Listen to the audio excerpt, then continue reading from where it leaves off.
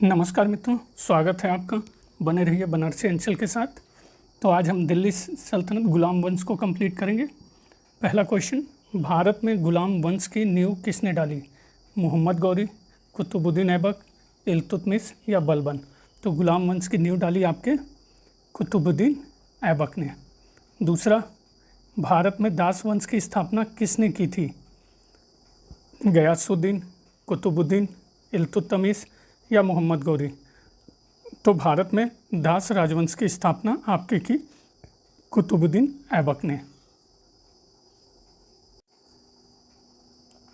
Third, Mohammad Ghori की मृत्यु के पश्चात कुतुबुद्दीन ऐबक ने भारतीय प्रांतों पर शासन किया एवं एक राजवंश की स्थापना की जिसका नाम था गुलाम वंश। नेक्स्ट, फोर्थ, कुतुबुद्दीन ऐबक को दास्ता से मुक्ति कब प्राप्त हुई थी? 1206 ईस्वी में, 1207, 1208, 9 या 1210?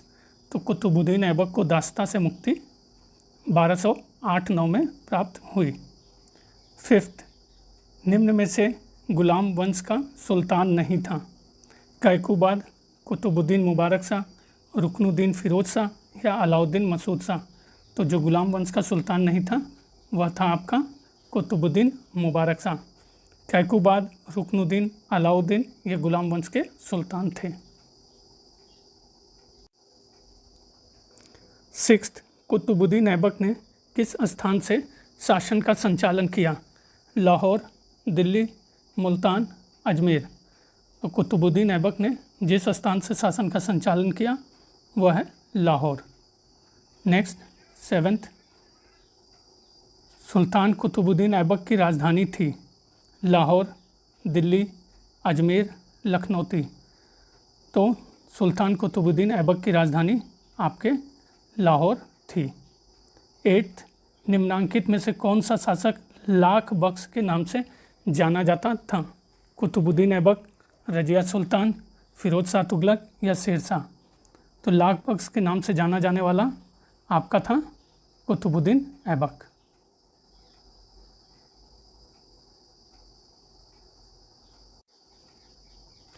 नाइन्थ, निम्नलिखित में से किसने अपनी दानशीलता के लिए लाख बख्श की पदवी प्राप्त की थी? अभी क्वेश्चन आया था, मुइजुद्दीन गौरी, कुतुबुद्दीन ऐबक, नासिरुद्दीन कुबाचा, इल्तुतमिश? तो लाख बख्श कुतुबुद्दीन ऐबक। टेंथ, निम्नलिखित में से किसे लाख बख्श कहा जाता था? तो ये भी अभी आ चुका है, कुतुबुद्दीन ऐबक को लाख बख्श कहा जाता था। 11th क्वेश्चन, अजमेर में 2.5 दिन का झोपड़ा बनवाया था कुतुबुद्दीन ऐबक, इल्तुतमिश, बलबन, शाहजहां? तो 2.5 दिन का झोपड़ा अजमेर में आपका बनवाया गया था कुतुबुद्दीन ऐबक के द्वारा। नेक्स्ट,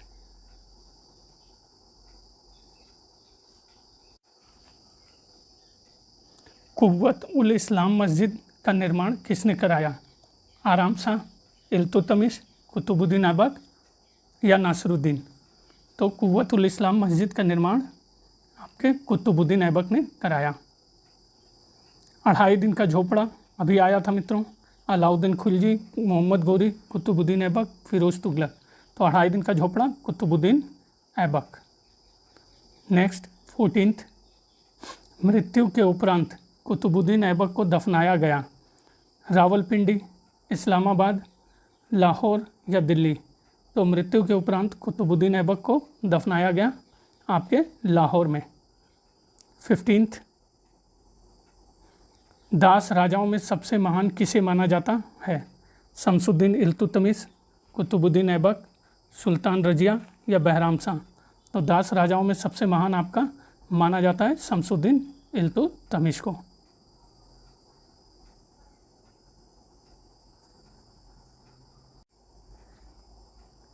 16th, दिल्ली सल्तनत का पहला संप्रभु या प्रभुत्व संपन्न शासक था कुतुबुद्दीन ऐबक, आराम शाह, इल्तुतमिश, नासिरुद्दीन महमूद? तो दिल्ली सल्तनत का पहला संप्रभु या प्रभुत्व संपन्न शासक था इल्तुतमिश। 17th, खलीफा को मान्यता पत्र प्राप्त करने के लिए दिल्ली का प्रथम सुल्तान कौन था? खलीफा का मान्यता पत्र प्राप्त करने वाला? ऐबक, इल्तुतमिश, बलबन, अलाउद्दीन खिलजी। तो खलीफा का मान्यता प्राप्त करने वाला आपका था इल्तुतमिश।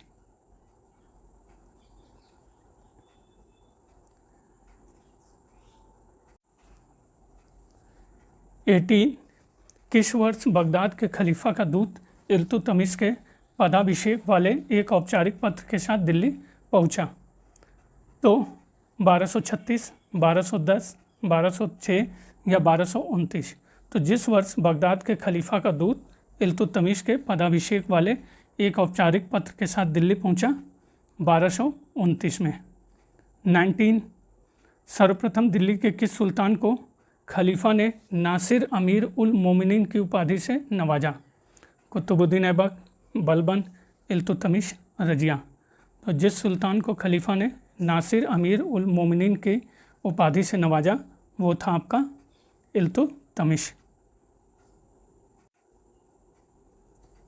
क्वेश्चन 20 इल्तुतमिश के विषय में निम्नलिखित कथनों में से कौन सा सही है?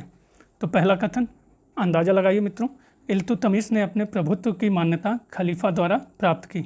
सही है? बिल्कुल सही है। इल्तुतमिश ने बंगाल के सुल्तान गियासुद्दीन को हराकर लखनौती पर अधिकार किया। सही है? ये भी बिल्कुल सही है। तो दोनों ही कथन आपके सही हैं।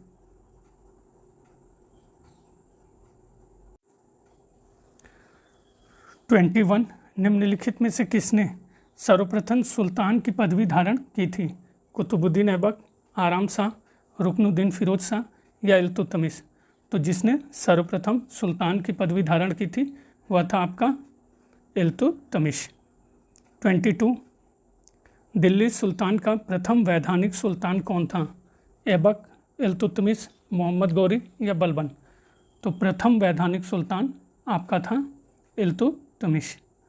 23 जीतल नामक सिक्का बनता था लोहे से, तांबे से, सोने से या चांदी से? तो जीतल नामक सिक्का आपका बनता था तांबे से। 24 निम्नलिखित में से किसने कहा है कि भारत में मुस्लिम संप्रभुता का इतिहास वास्तव में इल्तुतमिश के शासनकाल से प्रारंभ होता है? मोहम्मद अजीज़ मोहम्मद अहमद, मोहम्मद हबीब, राम प्रसाद त्रिपाठी या खालिद अहमद निजामी? तो भारत में मुस्लिम संप्रभुता का इतिहास वास्तव में इल्तुतमिश के शासनकाल से प्रारंभ होता है। यह कथन है आपका राम प्रसाद त्रिपाठी का।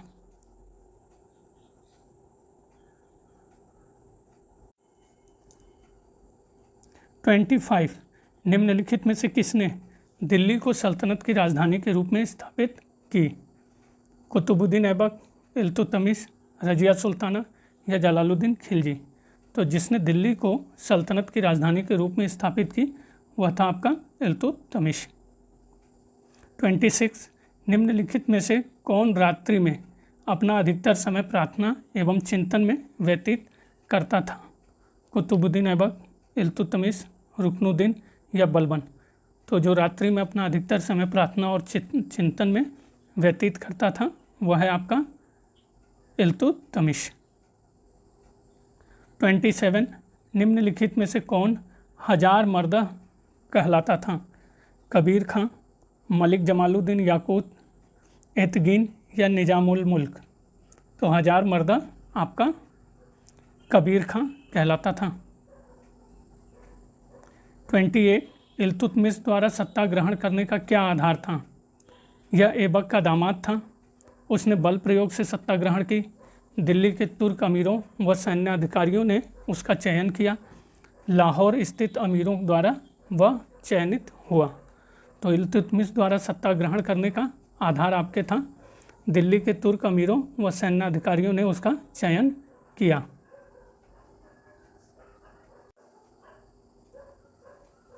29 किस वर्ष में इल्तुतमिश को नासिर अमीर उल मोमिनीन की उपाधि से सम्मानित किया गया? 1228, 1229, 1230 या 1232? तो इल्तुतमिश को नासिर अमीर उल मोमिनीन की उपाधि से सम्मानित आपका 1229 में किया गया। 30 दिल्ली में एकता प्रथा प्रारंभ करने का श्रेय किस सुल्तान को जाता है? इल्तुतमिश, बलबन, रजिया या अलाउद्दीन खिलजी। तो एकता प्रारंभ करने का श्रेय इल्तुतमिश को जाता है।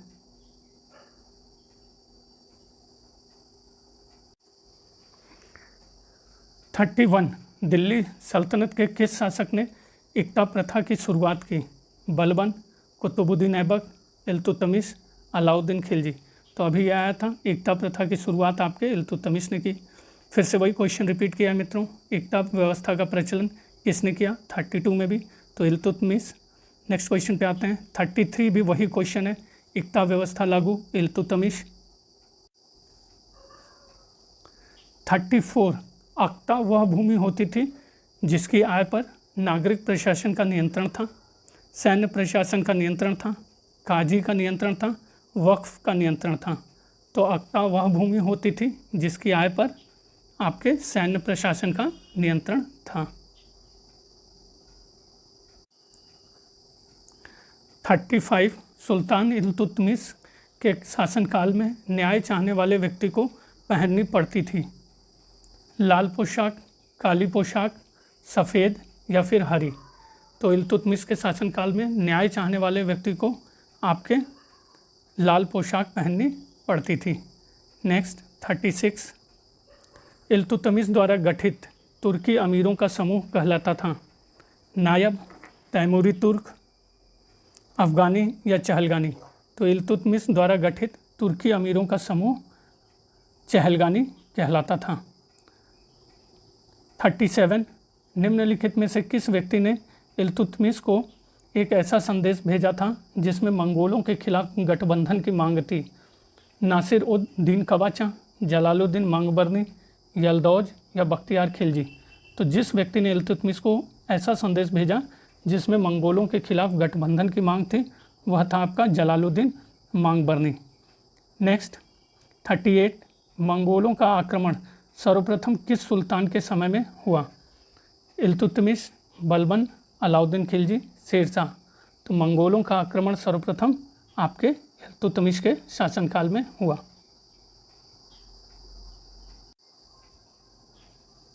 39, 1221 ईस्वी में जलालुद्दीन मांगबरनी भारत की उत्तर पश्चिमी सीमा पर आ धमका और सिंधु तक पहुंच गया। वह कौन था? ख्वारिज्म के शाह का पुत्र, चंगेज खां का बड़ा पुत्र, हजारा राजकुमार, मध्य एशिया का शासक। तो 1221 में जलालू मांगबरनी भारत के उत्तरी पश्चिमी सीमा पर आ धमका और सिंधु तक पहुंचा।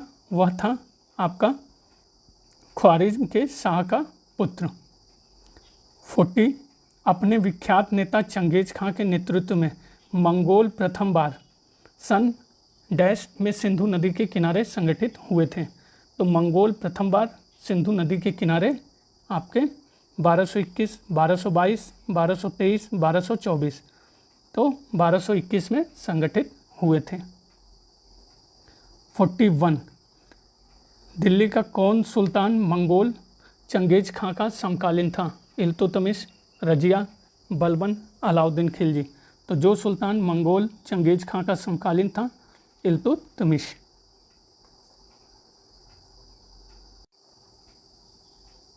क्वेश्चन रिपीट हो रहा है मित्रों, निम्नलिखित में से किसका पीछा करते हुए चंगेज खां ने सिंध नदी के तट पर पहुंच गया था? चंगेज खां, नासिरुद्दीन कुबाचा, जलालुद्दीन मांगबरनी, यलदौज या इल्तुतमिश। तो अभी हमने देखा वो था जलालुद्दीन मांगबरनी। नेक्स्ट शाह तुर्कान थी बलबन की पत्नी, मुल्तान की गवर्नर, नासिरुद्दीन महमूद की पत्नी या रुकनुद्दीन फ़िरोज़ की माता। तो शाह तुर्कान आपकी रुकनुद्दीन फ़िरोज़ की माता थी। 44, रजिया के विरोधी अमीर गुट का नेतृत्व कौन कर रहा था? मलिक इनुद्दीन कबीर खां, निजामुल मुल्क जुनैदी, मलिक अलाउद्दीन कूची या मलिक बलबन। तो रजिया के विरोधी अमीर गुट का नेतृत्व आपके निजामुल मुल्क जुनैदी कर रहा था।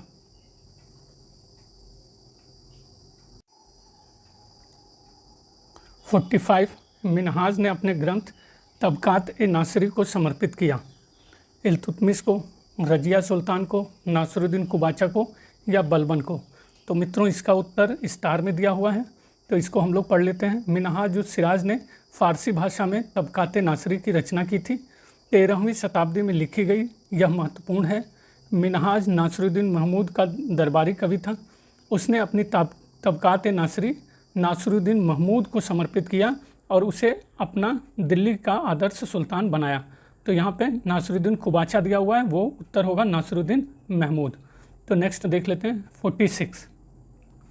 तबकात ए नासरी किसने लिखी? अभी आया था मित्रों, इशामी, जियाउद्दीन बर्नी, अमीर खुसरो, मिनहाज और सिराज। तो तबकात ए नासरी आपकी लिखी मिनहाज और सिराज ने।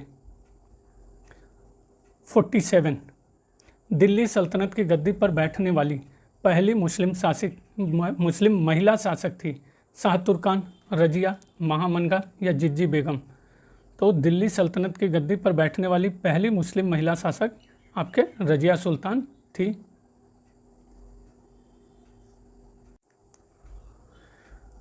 48 रिपीट क्वेश्चन कर रहे हैं। कौन मध्यकालीन भारत की प्रथम महिला शासक थी? मित्रों अभी हमने देखा मध्यकालीन भारत की प्रथम महिला शासक आपकी रजिया सुल्तान थी।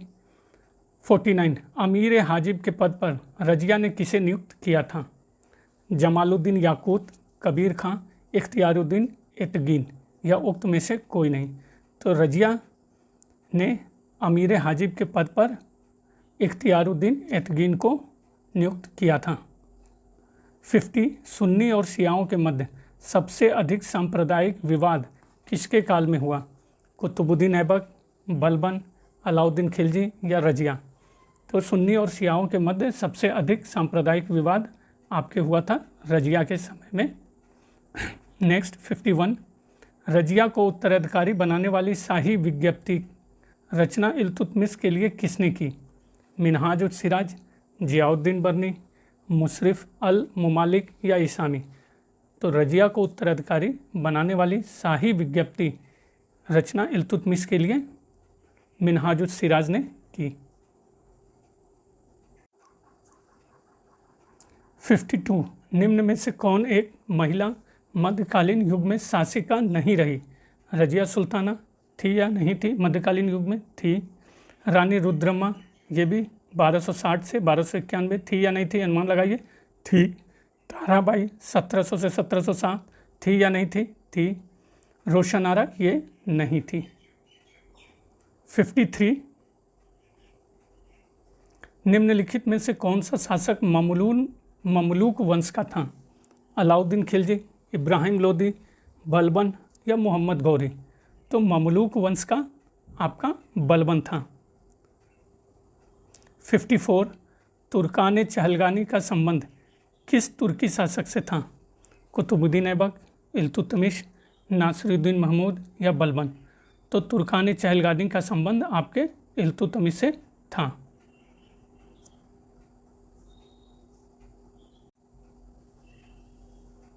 $55 निम्नलिखित में से किस सुल्तान ने तुर्कान चहलगानी का दमन किया था? तो इल्तुतमिश, अलाउद्दीन खिलजी, मोहम्मद तुगलक या बलबन। तो जिसने तुर्कान चहलगानी का दमन किया था वह बलबन था। 56 दिल्ली सल्तनत में चहलगानी के सदस्य संबंधित थे ताजिक से, अफ़गान से, तुर्क से या मंगोल से। तो दिल्ली सल्तनत में चहलगानी के सदस्य संबंधित थे आपके तुर्क से। 57 1258 ईस्वी में किस मंगोल नेता ने खिलाफत को नष्ट करते हुए खलीफा की हत्या कर दी? हलाकू, चंगेज खां, तैमूर या उपयुक्त में से कोई नहीं। तो 1258 में जिस मंगोल नेता ने खिलाफत को नष्ट करते हुए खलीफा की हत्या कर दी वह था हलाकू। 58 चांदी का टका और तांबे का जीतल प्रारंभ किया गया था कुतुबुद्दीन ऐबक द्वारा, इल्तुतमिश द्वारा, बलबन द्वारा या अलाउद्दीन खिलजी द्वारा। तो चांदी का टका और तांबे का जीतल इल्तुतमिश द्वारा आरंभ किया गया।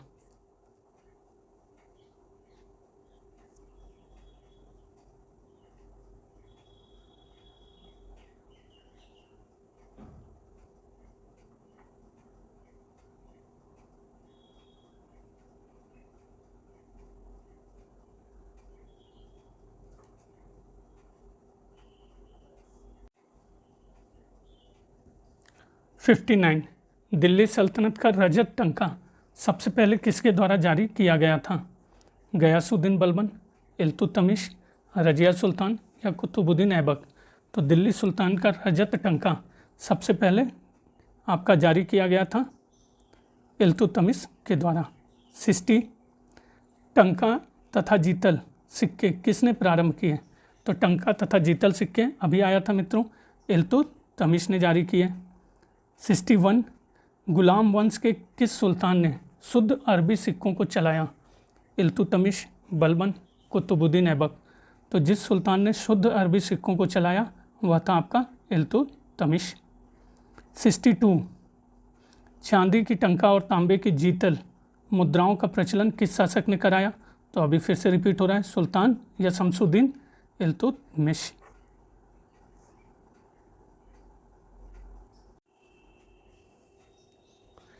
63 बलबन का जन्म तुर्कों के किस संप्रदाय में हुआ था? इलबरी, खिफाई, गुज्ज या करलू? तो बलबन का जन्म तुर्कों के जिस संप्रदाय में हुआ था वह था इलबरी। 64 दिल्ली के किस सुल्तान के विषय में कहा गया है कि उसने रक्त और लौह की नीति अपनाई थी? इल्तुतमिश, बलबन, जलालुद्दीन फिरोज खिलजी या फिरोज तुगलक? तो जिस सुल्तान के बारे में कहा गया है कि उसने रक्त और लौह की नीति अपनाई वह था आपका बलबन। 65 बलबन प्रसिद्ध था अपने रक्त और लौह की नीति के लिए, परोपकार के लिए, संगीत प्रेम के लिए या दानी प्रकृति के लिए? तो अभी आया था मित्रों, रक्त और लौह की नीति के लिए।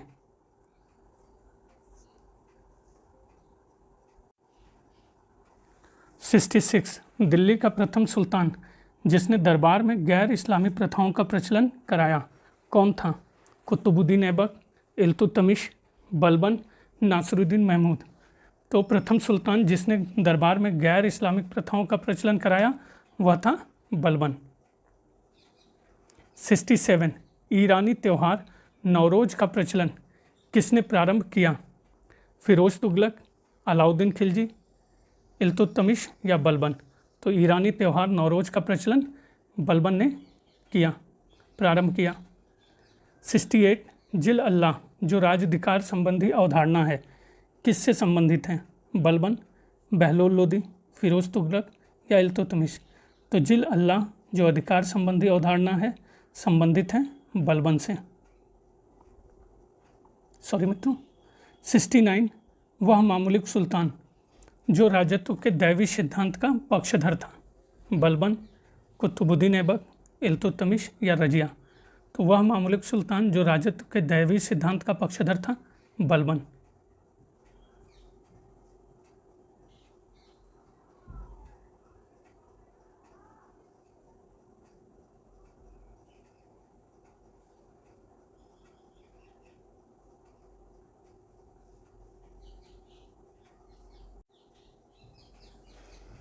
70 निम्न सुल्तानों में से कौन स्वयं को नायब खुदाई कहता था?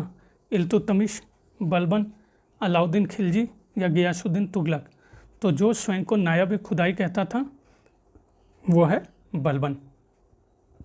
71 अपनी मृत्यु के पूर्व बलबन ने किसको अपना उत्तराधिकारी मनोनीत किया था? मोहम्मद, फ़खरुद्दीन, बुगरा खां, कैकुबाद? तो अपनी मृत्यु के पूर्व बलबन ने जिसको अपना उत्तराधिकारी मनोनीत किया था वह है आपका, स्टार में दिया हुआ है मित्रों तो पढ़ लिया जाता है इसको। शहजादा मोहम्मद की मृत्यु के बाद बलबन बहुत दुखी कर दिया। बलबन की समस्त आशाएं उस पर केंद्रित थी। उसका दूसरा पुत्र बुगरा खां विलासी एवं आराम पसंद था। उसने बलबन को अपने राज्य की सुरक्षा की आशा न थी। जब बलबन बीमार हो गया तो उसने बुगरा खां को बंगाल से बुला लिया। उसका आशय उसको अपना उत्तराधिकारी नियुक्त करने का था, परंतु बुगरा खां ने बंगाल के आराम पसंद एवं स्वतंत्र जीवन को अधिक पसंद किया और चुपके से बंगाल वापस चला गया। बलबन ने अपने बड़े बेटे महमूद के पुत्र कै खुसरो को अपना अधिकारी चुना और कुछ समय पश्चात 1287 में उसकी मृत्यु हो गई। 72 किसने एक हाथी और नागौर की गवर्नरी के बदले सिंहासन से अपनी दावेदारी त्याग दी? अलाउद्दीन मसूद, किसलू खां, नासिरुद्दीन या जलालुद्दीन? तो जिसने एक हाथी और नागौर की गवर्नरी के बदले सिंहासन की दावेदारी त्याग दी? किसलू खां।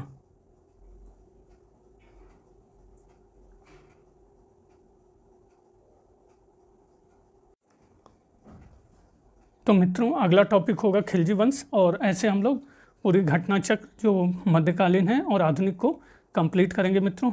ये और यहाँ मैं व्याख्या नहीं पढ़ रहा हूँ मित्रों, आप सिर्फ अगर पढ़ लिए हैं, आपके पास होगी, तो इससे रिवीजन आप कर सकते हैं मित्रों कि कितना आपको याद आ रहा है, कितना स्मृति में है, अपना आकलन कर सकते हैं। तो बने रहने के लिए बनारसी अंचल के साथ बहुत बहुत धन्यवाद।